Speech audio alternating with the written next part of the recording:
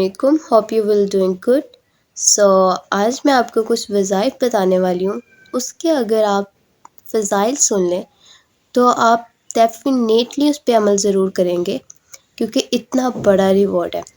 ایک دفعہ حضرت محمد صلی اللہ علیہ وآلہ وسلم کی خدمت میں حضرت علی رضی اللہ تعالیٰ عنہ کی بہن ام ہانی تشریف لائی اور فرمانے لگی، یا رسول اللہ، میں بہت بوڑھی ہو گئی ہوں اور مجھ سے اب اتنے زیادہ لمبے وظیفے نہیں کرے جاتے، اتنی زیادہ لمبی عبادات نہیں کری جا سکتی، تو آپ مجھے کچھ ایسا بتائیں جو میں بیٹھے بیٹھے پڑھتی رہوں اور اس کو مطلب میں پڑھوں اور اس کا مجھے فائدہ بھی بہت ہو اور وہ میری ہر عبادت پہ بھاری ہو، بہت زیادہ فضائل ہو، مجھ پہ کفایت کرے.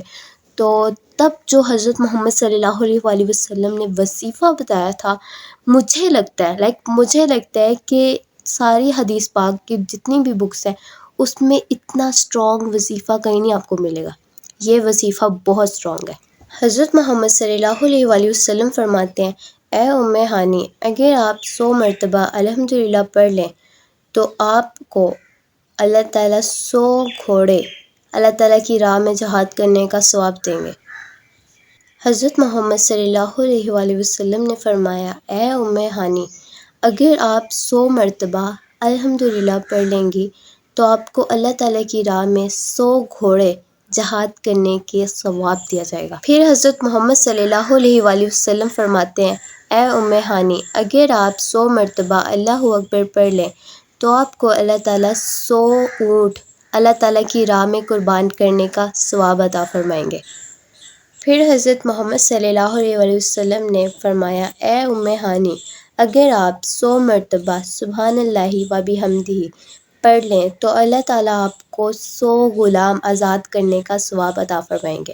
اور یہاں پر میں بتاتی جاؤں کہ ایک روزے کا کفارہ ادا کرنے کے لیے ایک غلام آزاد کرنا پڑتا ہے، اور یہاں پر 100 غلاموں کی بات ہو رہی ہے، مطلب 100 روزے کا کفارہ آپ ادا کر رہے ہیں صرف سبحان اللہ و بحمدہ پڑھ کے.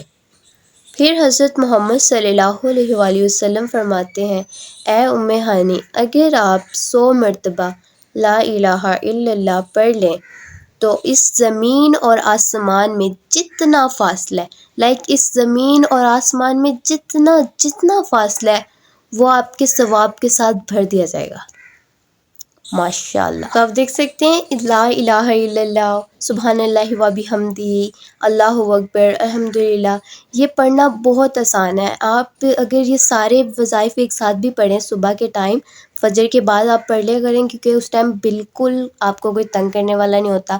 دوسری نمازوں میں یہ ہوتا ہے کہ ہم بیزی ہوتے ہیں، کام میں سے نکل کے نماز پڑھنے آتے ہیں اور پھر ہمیں جلدی ہوتی ہے کہ ہم نے دوبارہ جا کے کام کرنا ہے. تو فجر کا ٹائم ایسا ہے کہ آپ اس ٹائم اپنے ہر وظائف کر سکتے ہیں، تو آپ اس ٹائم پڑھ لیا کریں. اور 100 مرتبہ یہ کچھ زیادہ نہیں ہے، بہت کم ہے، یہ آپ کو چند منٹس ہی لگیں گے آپ کو یہ پڑھنے میں، کچھ منٹ میں آپ یہ کمپلیٹ کر لیں گے، اور اتنا زیادہ اس کا ریوارڈ ہے. اور استغفر اللہ بھی بہت زیادہ پڑھا کریں، کثرت کے ساتھ پڑھا کریں. اٹھتے بیٹھتے، چلتے پھرتے، عام کام کرتے ہوئے استغفر اللہ ضرور پڑھا کریں، اس کا بھی بہت بینیفٹ ہے. ایک واقعہ تھا حضرت حسین رضی اللہ تعالیٰ کا، کہ حضرت حسین رضی اللہ تعالیٰ کے پاس ایک بندہ آیا اور وہ کہنے لگا کہ میری اولاد نہیں ہے، کوئی آپ مجھے وظیفہ بتائیں جس سے مطلب میری اولاد ہو. تو حضرت حسین رضی اللہ تعالیٰ نے فرمایا کہ مجھے لگتا ہے کہ آپ اپنے لیے بخشش مانگے، اس سے زیادہ کوئی بڑا وہی ہے نہیں، مطلب اس سے بڑا کوئی وظیفہ نہیں ہے. تو حضرت حسین رضی اللہ تعالیٰ نے کہا کہ آپ استغفر اللہ کثرت سے پڑھا کریں، اٹھتے بیٹھتے چلتے پھرتے، کبھی بھی آپ کو یاد آیا آپ استغفر اللہ ضرور پڑھیں. اپنی فیملی کو پریفر کریں یہ استغفر اللہ پڑھیں. اور حضرت حسین رضی اللہ تعالیٰ نے فرمایا کہ جب تک میرے پاس مت آنا جب تک تمہارے 10 بچے نہ ہو جائے. تو وہ بندہ گیا اور پتہ نہیں 10-15 سال بعد وہ آیا حضرت حسین کے پاس اور کہنے لگا، یا حسین، میرے پاس آج الحمدللہ 10 بچے ہیں، اور آپ کا وظیفہ اتنا کام کا تھا. مطلب وہ کہتا ہے کہ میں استغفر اللہ پڑھتا تھا اور میرے پاس اتنے سالوں سے اولاد نہیں تھی. ان کے پاس پتہ نہیں، ان کی شادی کو 20-30 سال ہو گئے تھے، ان کے پاس اولاد نہیں تھی، اور یہ کثرت کے ساتھ استغفراللہ پڑھا ہے تو انہیں اتنا بینیفٹ ملا ہے، تو آپ استغفراللہ ضرور پڑھا کریں۔ اور ایک اور واقعہ ہے، امام احمد بن حنبل کا یہ واقعہ ہے، بہت فیمس واقعہ ہے، آپ کو کہیں نہ کہیں سننے کو ضرور مل جائے گا۔ وہ ایک جگہ سے جا رہے تھے، سفر میں تھے، تو ایک جگہ رکے اور وہاں پر ایک نان بنانے والا ان کے پاس آیا اور وہ کہہ رہے کہ بابا جی آپ میرے ساتھ چلیں، میرے گھر رہیں، وہاں پر آپ مطلب ایک دن اسٹے کر لیں۔ پہلے زمانے میں یہ ہوتا تھا کہ اگر کوئی سفر کرتا تھا تو ان کے پاس کہیں جگہ نہیں ہوتے تھے، ہوٹلس نہیں ہوتے تھے اس طرح، تو کوئی مسجد میں رہتے تھے جو مسافر ہوتے تھے، یا کوئی جو اچھا دل کا انسان ہوتے تھے تو وہ اپنے گھر لیتے تھے۔ بائی دا وے آج کل تو ایسا کچھ بھی نہیں ہوتا، تو وہ اپنے گھر لے گئے اور وہاں پر وہ جب رات ہوئی تو وہ آٹا گوندھ رہا ہے، اور آٹا گوندھتے گوندھتے استغفراللہ استغفراللہ استغفراللہ استغفراللہ، مطلب آٹا گوندھتے گوندھتے استغفراللہ ضرور وہ پڑھ رہا تھا، مطلب اپنے کام میں اس نے شامل کیا ہوا تھا، استغفراللہ استغفراللہ۔ امام احمد بن حنبل بیٹھے ہیں وہاں پر، اتنے بڑے عالم، تو انہوں نے ان سے پوچھا کہ کیا آپ کو اس ذکر نے کبھی کوئی فائدہ بھی پہنچایا ہے، اسے پڑھنے سے کچھ آپ کو فائدہ ہوا یا نہیں ہوا؟ تو وہ جو نان بنانے والا تھا وہ کہتا ہے کہ اچھا چلو، اب اگر آپ نے پوچھ ہی لیا ہے تو چلو میں بتا ہی دیتا ہوں کہ میں فقیر تھا، غریب تھا، اور الحمدللہ آج اتنا مال ہے کہ مجھ سے سنبھالا نہیں جاتا، اور میری ہر دعا قبول ہوتی ہے، ہر ایک دعا میری اللہ تعالیٰ اس طرح قبول کرتے ہیں جیسا ابھی میں نے مانگی اور ابھی میرے سامنے آ گیا، بس ایک دعا رہ گئی ہے جو میری ابھی تک قبول نہیں ہوئی۔ امام احمد بن حنبل نے پوچھا کہ وہ کیا؟ تو وہ کہنے لگا میں نے سنا ہے کہ امام احمد بن حنبل بہت بڑے امام ہیں، ان سے ملنا ہے، بس وہی قبول نہیں ہو رہی۔ امام احمد بن حنبل فرماتے ہیں کہ مجھے لگتا ہے کہ کوئی مجھے کھینچ کے لے کے آیا آپ تک، یہ بینیفٹ ہے استغفراللہ پڑھنے کے۔ اور ایک حدیث ہے کہ اس بندے کو خوشخبری دے دو جو کثرت سے استغفراللہ پڑھ کے آیا ہے، اس کے اعمال اتنے اچھے ہوں گے۔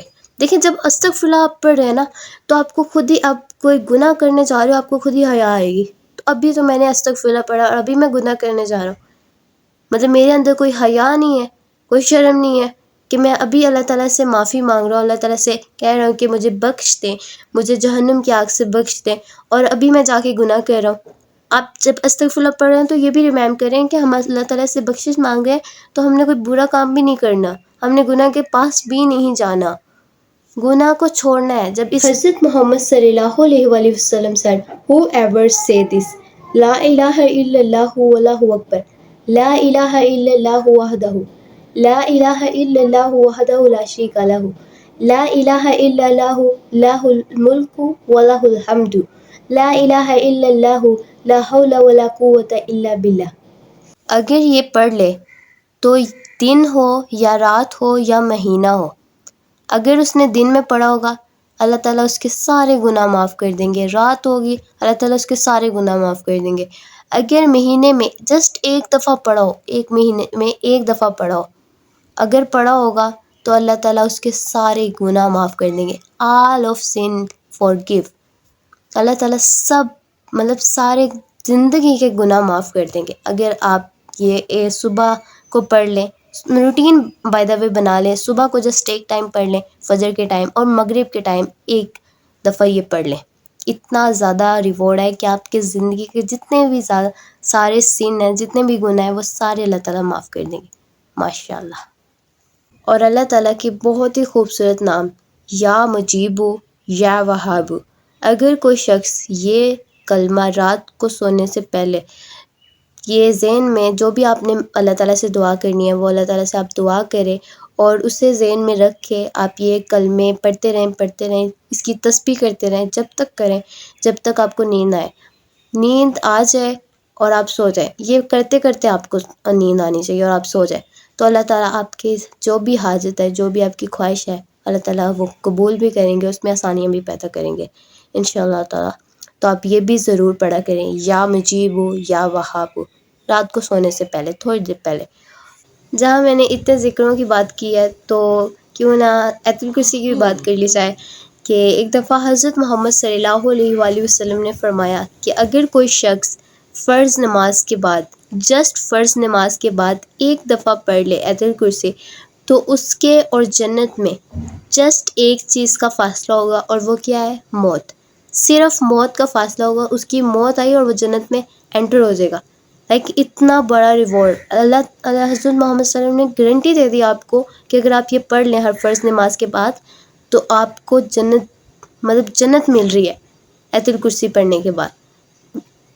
تو آیت الکرسی ضرور پڑھیں، اور نماز بھی ضرور پڑھیں. نماز پہلے پڑھنی ہے آپ نے، پھر آیت الکرسی پڑھنی ہے، اور اپنی نماز بالکل قضا مت کریں. فرض نماز کا بہت بہت زیادہ ریوارڈ ہے، تو آپ فرض نماز بالکل بالکل بالکل آپ نے مس نہیں کرنا. فرض نماز تو آپ پڑھتے ہو، تو آیت الکرسی بھی ضرور پڑھا کریں، یاد کر کے ضرور پڑھا کریں. اور جب سونے لگیں تب بھی ایک دفعہ آیت الکرسی ضرور پڑھا کریں، کیونکہ اللہ تعالیٰ ایک فرشتے کو بھیجتے ہیں جو آپ کی حفاظت کرتا ہے پوری رات. تو آیت الکرسی سونے سے بھی پہلے پڑھا کریں.